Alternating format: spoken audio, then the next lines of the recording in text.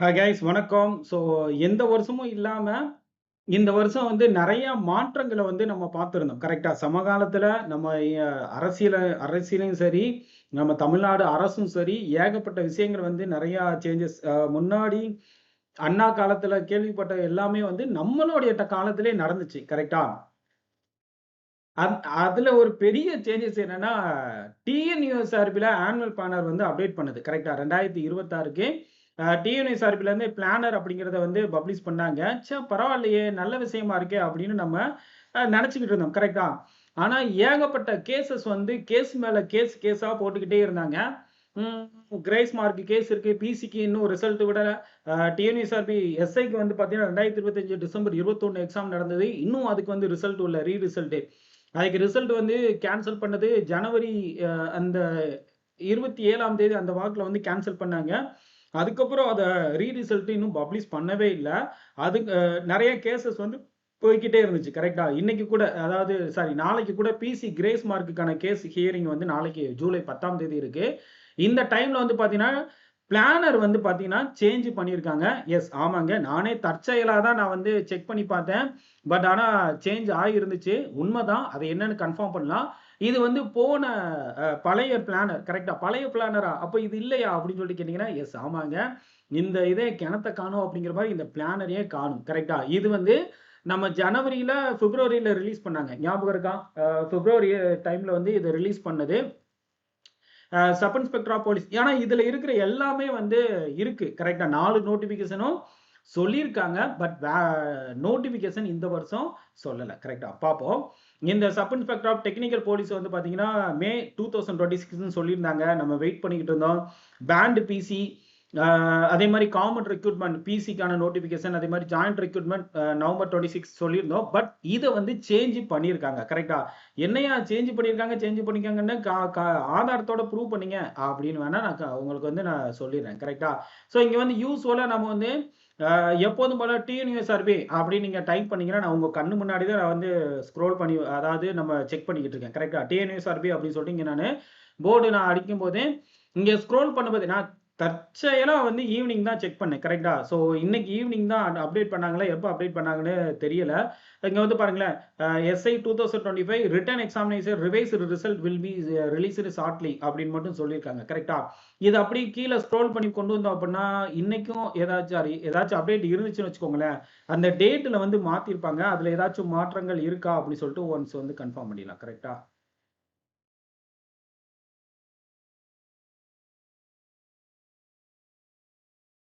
ம். Last update ஜனவரி 9, 2026ன்னு இருக்கே. வெப்சைட்டுக்கு கீழ பெருசா அதுல எந்த இதுவுமே அப்டேட் இல்ல. கரெக்ட்டா? சரி ஓகே. அதே மாரி இந்த வெப்சைட் நம்ம செக் பண்ணி பார்க்கலாம். கரெக்ட்டா? நமக்கு தேவை என்ன? சோர்ஸ் வந்து மெயின் சோர்ஸ் வந்து இந்த வெப்சைட் தான்.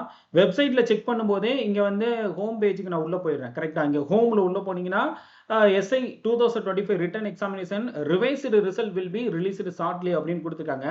இதுல ரெக்ரூட்மென்ட் ப்ராசஸ் எல்லாமே போனது பக்கத்துல சீக்கிரம் சொல்லுடா அப்படின்னு சொல்லிட்டு எல்லாரும் நீங்க கேட்கிறது எனக்கு தெரியுது.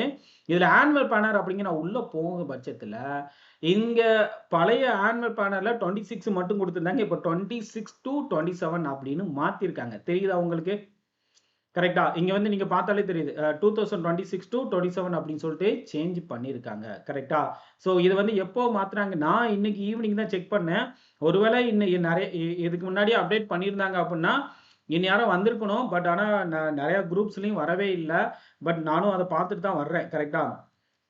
இத வந்து பார்த்தீங்கன்னா, அ ய இப்போ நான் ரீசென்ட்டா செக் பண்ணும்போது, இன்னைக்கு அதாவது ஜூலை 9ஆம் தேதி ஈவினிங் 7:22க்கு நான் ஈவினிங் 5:30க்கே இத வந்து பார்த்துட்டேன். கொஞ்சம் வெளியில இருந்ததுனால என்னால வீடியோ போட முடியல.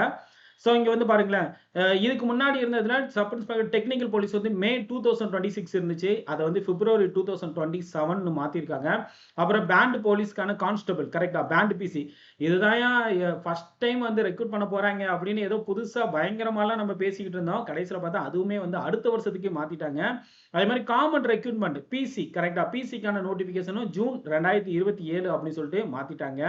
அப்புறம் ஜாயிண்ட் ரெக்ரூட்மென்ட் ஓகே. இது வந்து நம்ம டிஎன்இ சர்வ் எஸ்ஐ. எஸ்ஐ வந்து பார்த்தீங்கன்னா ஆகஸ்ட் 2027 அப்படின்னு சொல்லிட்டு அதையும் வந்து மாற்றிருக்காங்க. இது நவம்பர் 2026 அப்படின்னு இருந்தது. ஆக மொத்தத்தில் 2026ல் எந்த நோட்டிஃபிகேஷனும் கெல்ல அப்படின்னு சொல்லியிருக்காங்க. அஃபீஷியலாகவே மென்ஷன் பண்ணிட்டாங்க. ஓகே, டைரக்டாகவும் இன்டைரக்டாகவும் சொல்லியிருக்காங்க. இதை நம்ம புரிஞ்சுக்கிட்டு ஏஜ் லிமிட் இப்போ இது யாருக்கு பிரச்சனை அப்படின்னா, இந்த வருஷம் ஏஜ் பார் ஆகுற மாதிரி இருந்துச்சுல்ல, அவங்க எல்லாருக்குமே இது வந்து பிரச்சனை தான். கரெக்ட்டா? எஸ், ஆமாங்க. உண்மையிலேயே நெறைய பேருக்கு வந்து இது வந்து கடைசி அட்டெம்ப்ட்டா இருக்கும். எப்படியாச்சும் நம்ம கிளியர் பண்ணிரலாம் அப்படின்னு நெனச்சுக்கிட்டு இருந்திருப்பாங்க. கடைசியில இப்படி வந்து ஒரு ட்விஸ்ட் நடக்கும் அப்படின்னு யாருமே எதிர்பார்க்கல.